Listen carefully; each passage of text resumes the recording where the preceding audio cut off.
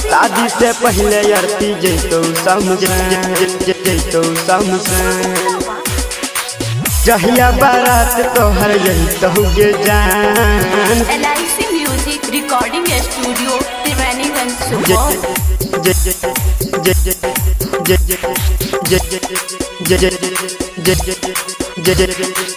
जहिया बारात तोहर जैतो गे जान। शादी से पहले अरती जैतो शमशान। जहिया बारात तोहर जैतो गे जान। शादी से पहले अरती जैतो शमशान। प्यार में बगला दीवाना के जैतो जान। दिल के जख्म पर तोहर लिखल छौगे ना। जहिया बारात तोहर जैतो गे जान। शादी से पहले अरती जैतो शमशान। प्यार में पागला दीवाना के जैतो जान। दिल के जख्म पर तोहर लिखल छौगे ना। जहिया बारात तोहर जैतो गे जान। शादी से पहले अरती जैतो शमशान। LIC music recording studio Triveniganj Supaul. शादी से पहले अरती जैतो शमशान।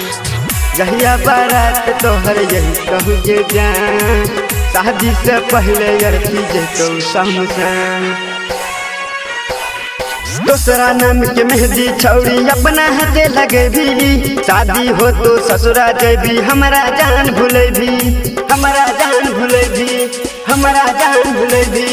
दूसरा नाम के मेहंदी छौरी अपना हाथे लगे भी। शादी हो तो ससुरा जेबी हमारा जान भूले भी। झूठो तू प्यार के नाम ककल ही बदनाम। शादी से पहले अरती जैतो शमशान। प्यार में पगला दीवाना के जैतो जान। दिल के जख्म पर तोहर लिखल छौगे ना। जहिया बारात तोहर जैतो गे जान। शादी से पहले अरती जैतो शमशान। शादी से पहले अरती जैतो LIC music recording studio Triveniganj Supaul. जहिया बारात तोहर जैतो गे जान। शादी से पहले अरती जैतो शमशान।